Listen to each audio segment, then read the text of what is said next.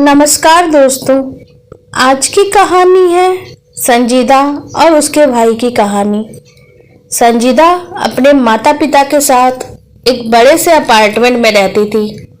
Apartment वाले घरों में अक्सर लोग ऊपर नीचे कई स्थानों पर रहते हैं। वही संजीदा का छोटा भाई, जिसकी अभी 11वीं की परीक्षा चल रही थी, वो कभी घूमने फिरने और मौज मस्ती के बहाने अक्सर बाहर निकल जाता था।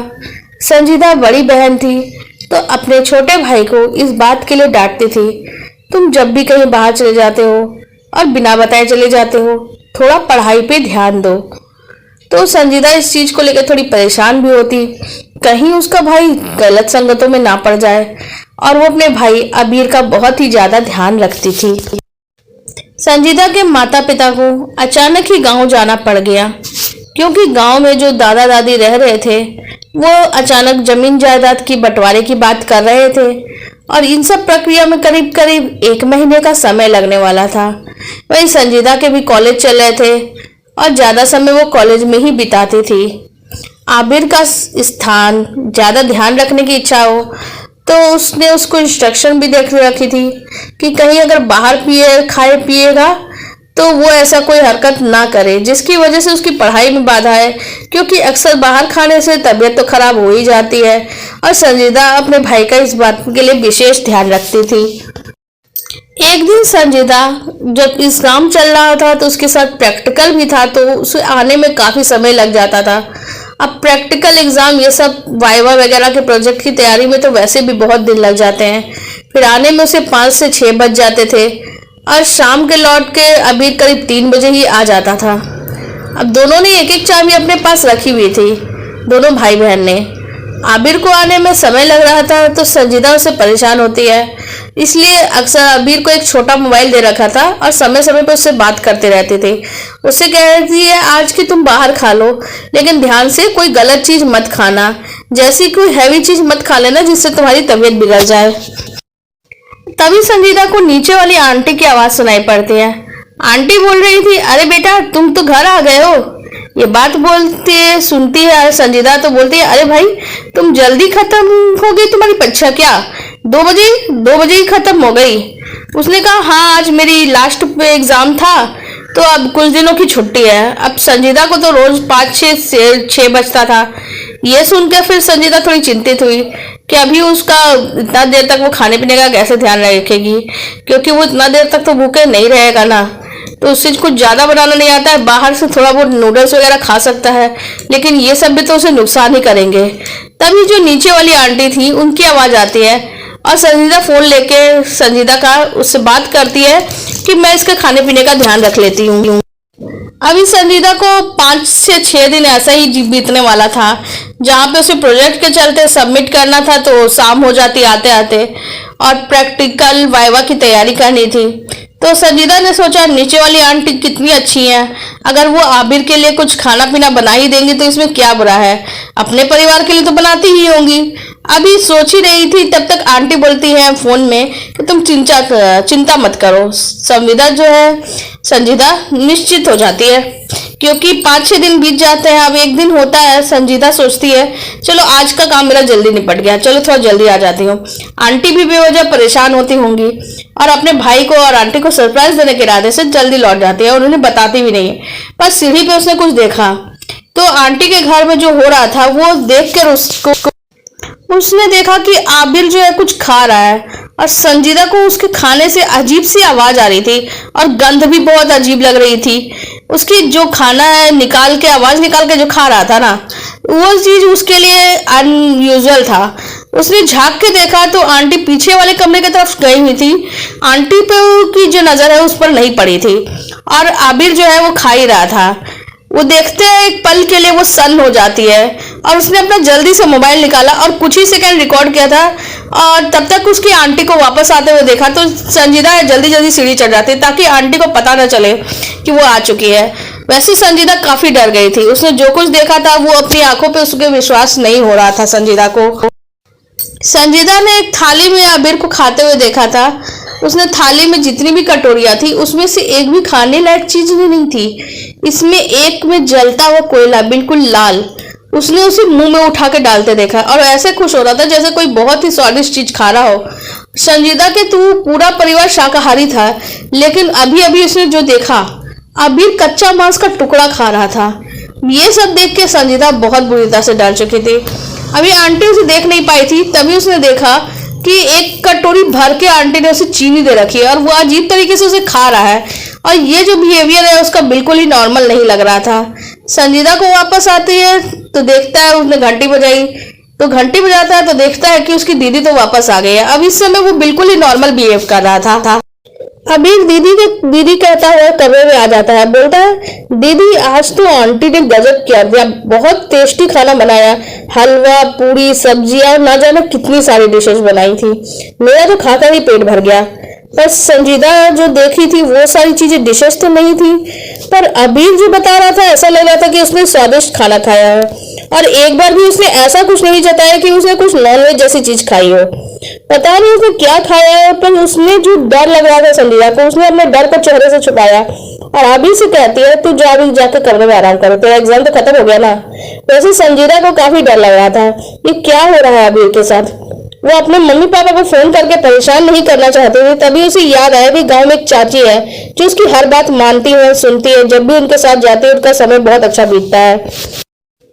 अब संजीदा अच्छे से जानती थी गांव की चाची वो समस्या का हल निकाल सकती थी, क्योंकि चाची जिस गांव से आई थी, मतलब उनकी शादी के पहले, वहां पे ऐसी कुछ चीजों के बारे में भी जानकारी होती थी। तो संजीदा अपनी माँ के नंबर पे फोन मिलाती है और बोलती है अरे माँ, रमा चाची को फोन दीजिए ना, बड़े दिन हो गए उनसे बात नहीं हुई। माँ को थोड़ा अजीब लगता है, बेटी फोन तो कर रही है पर माँ बाप से बात करने के बजाय अचानक ही रमा चाची से बात करना चाहती है। माँ आसानी से बात को पकड़ लेती है, क्योंकि माँ तो ऐसी ही होती है। उससे कहती है क्या बात है संजीदा, तुम मुझसे कुछ छुपा रही हो। उसने कहा मैं यहाँ कुछ नहीं बता सकती, मैं घर से बाहर निकलती हूँ, तो बस अब रमा चाची को फोन दे दीजिए, तब मैं आपको बताऊंगी कि क्या बात है। स्पीकर पे फोन पहले रमा चाची को बुलाती है मम्मी फोन रख के, और रमा चाची जब कमरे में आती है तो बोलती है क्या बात है संजीदा, तेरी आवाज से लग रहा है और मैंने तेरी माँ की भी आवाज सुनी, क्या बात है, कुछ चिंता की बात है, क्यों परेशान लग रही है। उन्होंने कहा रमा चाची आपके गांव में तो खास पूजा होती है ना, आपके शादी के पहले जो आप पूजा है उसके बारे में आप जानते हैं। रमा चाची ने कहा हाँ, हम लोगों को छोटे से ही खास पूजा सिखाई जाती है, और अगर ना सिखाई जाए तो हमारे ऊपर कौन सी आफत आ जाए पता नहीं। ये पूजा तो बस हमें अपनी सुरक्षा और अपने परिवार की सुरक्षा के लिए सिखाई जाती है, पर बेटी बता तो बात क्या है। उधर से संजीदा बोलती है चाची अबीर बड़ी मुसीबत में फंस गया है, उसे नहीं पता है कि वो क्या कर रहा है। चाची को थोड़ा चिंता होती है और बोलती है क्या बात है। तो जो उसने 2-3 सेकंड का वीडियो बनाया था और पिछले दिन की घटनाओं के बारे में अपनी मोबाइल पे से उसने अपनी माँ के मोबाइल पे भेजा और दिखा। बोली कि मैं पिछले 5 दिनों से प्रैक्टिकल एग्जाम और एग्जाम्स के चलते काफी देर से मैं अबीर का खाने पीने का ध्यान नहीं रख पाई, इस बात का फायदा किसी और ने उठाया। मैं सोच तो रही थी कि आंटी जो है नीचे बहुत अच्छी हैं, पर उन्होंने देखा, अब ये देखिए आप वीडियो में कि उसने क्या खिलाया है अबीर को, और ना जाने वो क्या बोल रहा है। उसे बोला कि उसने अच्छी अच्छी डिशेस खाई है, तो उसका स्वाद मुझे नहीं समझ में आ रहा है कि वो क्या कह रहा है। ये बहुत अजीब तरीके से उस समय वो बिहेव कर रहा था। रमा चाची जो थी वो समझ गई कि अबीर के ऊपर कोई ऐसी बला छोड़ने का प्रयास हो रहा है, या तो अबीर के साथ कुछ बुरा करने की कोशिश हो रही है।